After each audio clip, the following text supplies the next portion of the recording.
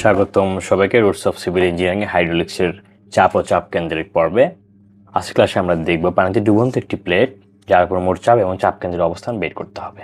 আমরা ইতিপূর্বে এই টাইপ আর কয়েকটি ম্যাথ করে ফেলেছি। আমরা যদি দেখি এখানে আমাদের একটি সেকশন দেখা যাচ্ছে এবং যেটার সম্পূর্ণ অংশ হলো এটা, অর্থাৎ এটা যদি আমরা একটা সাইড ভিউ দেখি, অর্থাৎ এটা যদি আমার একটা ক্যালকুলেটর যদি আমি এভাবে দেখি তাহলে সেটা এটা, এবং এটাকে যদি আমরা সাইড ভিউ দেখি তাহলে এটা হলো এটা। অর্থাৎ তাহলে আমাকে যেটা করতে হবে, এই ধরনের ম্যাথে যদি চাপ এবং চাপ কেন্দ্রের অবস্থান বের করতে বলে তাহলে আমাদের সবথেকে বেশি সমস্যায় পড়তে হয় সেটা হলো এক্স বার নির্ণয় নিয়ে। এবং এই ধরনের ম্যাথের ক্ষেত্রে সবথেকে গুরুত্বপূর্ণ বিষয়টা হলো এক্স বার। যে এক্স বার ঠিকভাবে নির্ণয় করতে পারবে সে সম্পূর্ণ অঙ্কটি ঠিকভাবে সমাধান করতে পারবে। এবং তাহলে এসব আমরা দেখি এটা এক্স বার কীভাবে সহজে নির্ণয় করতে পারে। এক্স বারটি হচ্ছে পানির যে টপ সারফেস আছে, এই টপ সারফেস থেকে ভর কেন্দ্র পর্যন্ত ডিস্টেন্সটা হলো এক্স বার। অর্থাৎ এখান থেকে মানে টপ সারফেস থেকে ভর কেন্দ্র যেখানে হবে এটুকু ডিস্টেন্সটাই হলো এক্স বার। তাহলে যেহেতু এটা একটা ত্রিভুজ সেকশন এবং যেটা এইভাবে দেওয়া রয়েছে এবং এর উচ্চতা দেওয়া রয়েছে হলো 2 মিটার, তাহলে আমাকে যেটা করতে হবে এর মানে টপ সারফেস থেকে ভর কেন্দ্র পর্যন্ত আমাকে যেতে হবে। এর ভর কেন্দ্র পর্যন্ত যেতে হলে আমরা দেখতে পাচ্ছি এখানে একটি কোণ দেওয়া রয়েছে এবং এখানে এটার টপ পর্যন্ত উপরের অংশ পর্যন্ত একটু ডিস্টেন্স দেওয়া আছে 1 মিটার এবং তার নিচে কোনো ডিস্টেন্স দেওয়া নেই। তাহলে আমাকে 1 মিটার থেকে এর নিচে ভরকেন্দ্র পর্যন্ত আমাকে যেতে হবে এবং সেটাই হবে যদি এখানে ভরকেন্দ্র হয় তাহলে এখান থেকে এই ভরকেন্দ্র পর্যন্ত যেটুকু ডিস্টেন্স এটুকু সহ সর্বমোটে আমি এক্স বারটি পেয়ে যাব। তাহলে আমরা যদি এই অংশটিকে আরও একটু বিস্তারিতভাবে লিখি তাহলে আমরা কিভাবে দেখতে পারবো যে আমরা এই বরাবর আমাদের একটি কোণ করেছে, অর্থাৎ এখানে যদি 30 ডিগ্রি হয় এই রেখা বরাবর আমি যেখানেই একটি সরল রেখা নেব সেখানে আমি 30 ডিগ্রি কোণ পাবো। অর্থাৎ এখানেও আমি পাচ্ছি কত, এখানে আমি 30 ডিগ্রি কোণ পাচ্ছি একটা। তাহলে অর্থাৎ আমি যদি এদিকে আসি তাহলে এখানে হলো আমার 30 ডিগ্রি কোণ। আমি এই অংশটুকু এখানে আলাদা করে নিলাম বোঝার সুবিধার্থে। যেটার এই বাহুর ডিস্টেন্সটা আমরা বের করতে পারি কিনা একটু দেখো। এই যে বাহু, এখান থেকে যদি আমরা ভরকেন্দ্র পর্যন্ত যাই তাহলে এখান থেকে এদিকে ভরকেন্দ্র পর্যন্ত গেলে আমরা জানি একটি ত্রিভুজের যদি উচ্চ পয়েন্ট থেকে যদি ভরকেন্দ্র পর্যন্ত এদিক থেকে আসা হয় সেক্ষেত্রে 2/3 এবং যদি ভূমি থেকে গেলে সেক্ষেত্রে হলো 1/3।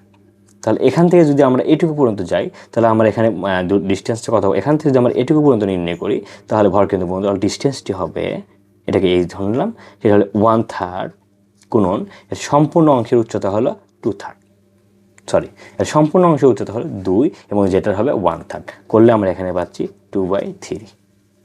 অর্থাৎ এই বাহু যেটা এখান থেকে এটুকু যদি আমরা এখানে কেটে আনি তাহলে এই বাহুর যে ডিস্টেন্স সেটা আমরা পাচ্ছি কত, 2/3, অর্থাৎ 0.667 এতটুকু। তাহলে এখন আমরা যেটা করব, এখান থেকে এতটুকু পর্যন্ত ডিস্টেন্স এখন যদি আমরা এক্স বার নির্ণয় করি, এখান থেকে এতটুকু ডিস্টেন্স আমরা 1 মিটারটা আগে পেয়েছি। এখন আমাকে কী করতে হবে, এখান থেকে এতটুকু পর্যন্ত ডিস্টেন্সটা আমাকে বের করতে হবে, অর্থাৎ যেটা এটা এই এক্স বারটা আমাকে বের করতে হবে। তো এটা আমি কীভাবে বের করতে পারি, আমরা যারা ডিপ্লোমা ইঞ্জিনিয়ারিং স্টুডেন্ট তারা আমরা জানি যে এখানে এই বাহুর মান যদি যেহেতু আমরা জানি এটাকে যদি আমরা sin 30 ডিগ্রি করি তাহলে আমরা এই ডিস্টেন্সটুকু পেয়ে যাব। তাহলে এটাকে আমরা sin 30 ডিগ্রি করে দিই, তাহলে এখানে আমরা পেয়েছি 2/3, যেটা হলো এখান থেকে এই বাহুর মান, অর্থাৎ এখান থেকে এটুকু ভরকেন্দ্র পর্যন্ত ডিস্টেন্স 2/3। এটাকে এখন যদি আমরা sin 30 ডিগ্রি দ্বারা গুণ করি তখন আমরা কি করব, এখান থেকে যে এতটুকু যে ডিস্টেন্স সেটা আমরা পেয়ে যাব। তাহলে এখন এখান থেকে আমি টোটাল ভরকেন্দ্রটা পেয়ে গেলাম এক্স বার, যেটা আসে কত,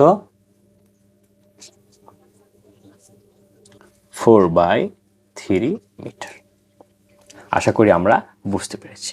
তাহলে যেহেতু আমাদের এই অঙ্কের একটি হট টপিক যে পয়েন্টটা সেটা আমরা বের করে ফেলেছি, বাদ বাকি আমাদের কাছে আর কিছুই না। তাহলে এসে আমরা মোট চাপ নির্ণয় করে ফেলি। মোট চাপ P = ওমেগা এ এক্স বার, ওমেগা পানির জন্য 1000, এটা হলো কি ক্ষেত্রফল। যেহেতু এটা ত্রিভুজ সেকশন তাহলে ক্ষেত্রফল হাফ গুণন ভূমি কত, এর ভূমি হলো 1 মিটার এবং উচ্চতা হলো 2 এবং এর ভরকেন্দ্র এক্স বার আমি পেলাম 4/3। এটাকে যদি ক্যালকুলেটারে দিই তাহলে মোট চাপ পাবো 33 কেজি।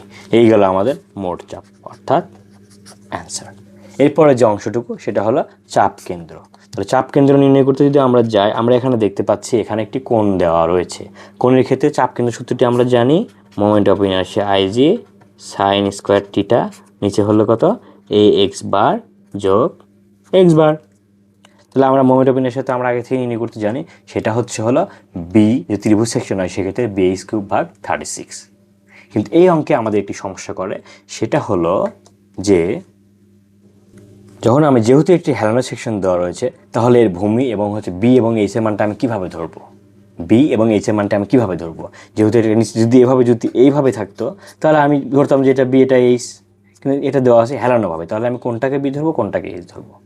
এটা আমাকে কোনো অক্ষের সাথে তুলনা করতে হবে না, জাস্ট আমাকে দেখতে হবে যে ত্রিভুজের যেটা ভূমি, প্রশ্নে যেটা উল্লেখ করে দেওয়া থাকবে ভূমি হিসেবে, সেটাকে আমরা বি ধরবো, এবং প্রশ্নে যেটা উচ্চতা হিসেবে উল্লেখ করা থাকবে সেটাকে আমরা উচ্চতায় ধরে নেব, অর্থাৎ এইচ ধরে নেব।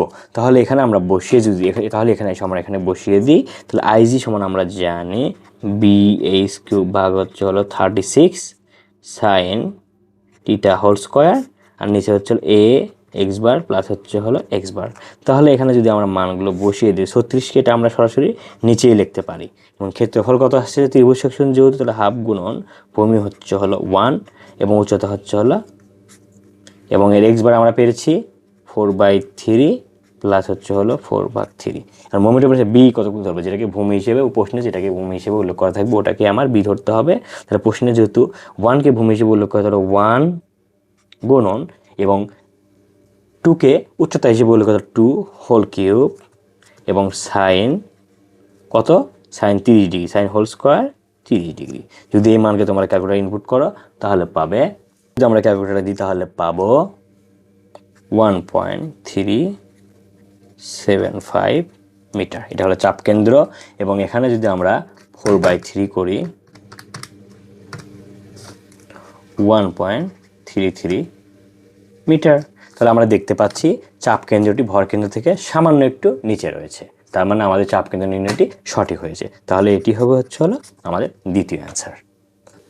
আশা করি আমরা সকলেই বুঝতে পেরেছি। আজকের মতো এটুকুই, সামনে দেখা হচ্ছে আরো জরুরি কোনো অঙ্কের সমাধান নিয়ে। আল্লাহ হাফেজ।